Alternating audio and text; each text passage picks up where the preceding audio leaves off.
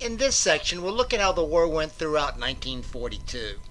In the Pacific, after Pearl Harbor, things didn't go well for the Allies. Early in 1942, the Japanese continued to take the offensive. They won Burma and Wake Island and much of the Dutch East Indies. Finally, in May 1942, the Philippines fell. In the Philippines, the top U.S. General, Douglas MacArthur, fled onto a sub, famously declaring, quote, "I shall return."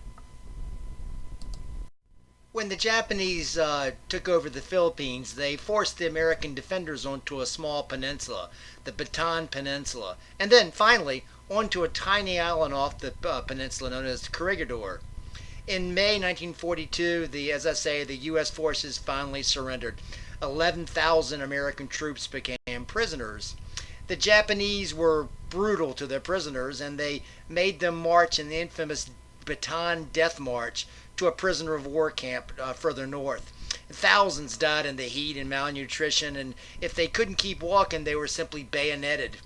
Disease and malnutrition killed thousands more. Once they arrived north at the camp, the Japanese really had disdain for people that surrendered. By the summer of 1942, it was clear the Japanese were pretty much at their peak, almost, it appears, ready to launch an invasion of Australia.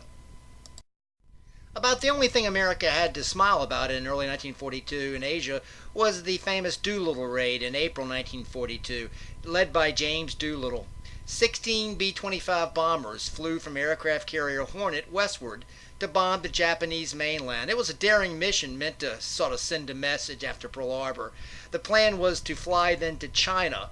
Almost all crews amazingly made it out. The reason they had to fly to China was they didn't have enough gas to get back to the aircraft carrier, and they would crash in China and hope to make their way out. It was largely successful, and it was really a great morale boost for the United States. May and June 1942 were monumental months in the Asian theater. First, in May, the United States defeated the Japanese force at the Battle of Coral Sea. It was fought over a last bit of land in New Guinea, and the key it had a key port known as Port Moresby that they were fighting over. The Japanese at that point controlled virtually all of the South Pacific Islanders, and if they gained control of New Guinea and its key airport, they would have a clear staging area for an attack on Australia. The U.S., however, was better prepared with intelligence and had superior communications, and again was kind of lucky because they had better air cover, as I say, after Pearl Harbor. Then in the following month, in June 1942, the Americans won at the Battle of Midway Island. Midway Island was an island sort of between Hawaii and the Japanese mainland, and it had a small airport, so it was strategically important. It was a battle of aircraft carriers. Again, the Pacific Fleet had not been destroyed, its aircraft carriers, and what ended up happening, long story short, was that the American planes found the Japanese aircraft carriers before the airplanes found the Americans, and after Midway, the Americans really had pretty obvious air superiority in the Pacific, and as I've suggested before, this was going to become crucial as the war went on. In August 1942, the American troops actually began what constituted the first real American offensive against the Japanese, with a victory in the famous Battle of Guadalcanal on the Solomon Islands. What it began was a sort of island-hopping campaign that lasted until the end of the war. But the key was that now America was on the offensive after Coral Sea and Midway. Also, it was a pretty good example, early example of how tough the Japanese would be. They were dug in their island defenses in trenches and in tunnels, and they just would not give up easily. The Guadalcanal, by the way, was a famous battle for the American Marines. As this was unfolding in Asia in 1942, in Europe, the same month as the Coral Sea, May, the British began daring long-distance saturation bombing raids over Germany.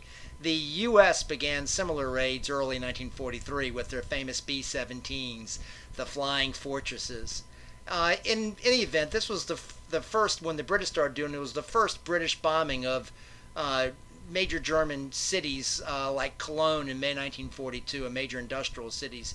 The bombing continued throughout the war periodically, was probably just as important psychologically as logistically, but it was picking up by the end of the war. The most famous was the deadly saturation bombing of Dresden late in the war, which just devastated Dresden. By the end of the war, the Germans were pretty much in rubble, the German cities. It should note that the Allies were ahead of Germany in the development of radar, which is radio detecting and ranging, following the radio waves. So the Americans had an advantage strategically in that way. In North Africa, there were two key battles over the city of El Alamein. The first in July 1942, and the second in October 1942. And the British victory there effectively ended the Afri Corps' hope of taking Egypt or the Suez Canal.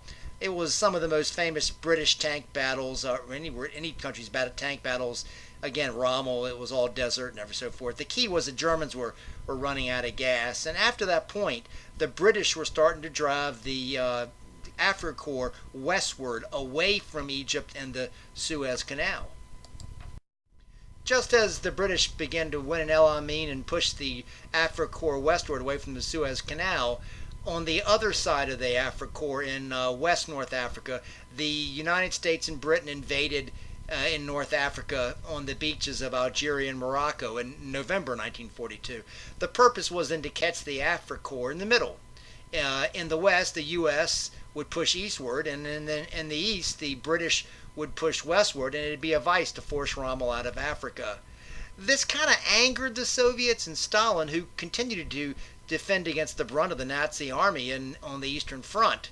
And the Soviets didn't want an invasion of North Africa, but they wanted an invasion quickly of the Western France to split the main German army in Europe. The British and the Americans said that such an invasion wasn't ready, and it was more important, the Americans argued, to defend the oil coming from the Suez Canal. But the Soviets saw it as an example of how the Western Allies liked them fighting the Nazis, the communists and the fascists fighting. You British and Americans loved that, the Soviets believed. This concludes the section on the fighting in World War II during 1942.